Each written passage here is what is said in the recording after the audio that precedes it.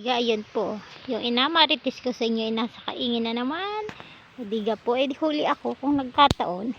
Hindi niya alam inamaritis ko sa inyo. Say kay umuwi na po at naambo na naman po yung alas 5 na pati. Ah, tagang natawad pa. Ayan po yung masaging buti nagtubo po. Yan yung parang ramil po yata. Naapektuhan yung saging dito. Buti po at nagsuloy. Hindi ako pwede pumunta ngayon sa kaingin ni mama. At right side. Diga. Ayan ang aming ina. Okay na naman po siguro kaya inasilip na naman sa kaingin. Hindi po kaya at naahagas po sa kanyang mga tanim.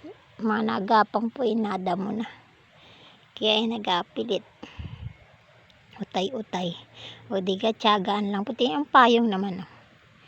Yan ang inagawa sa kanyang payong. Para-paraan. Pag may gusto po, maraming paraan.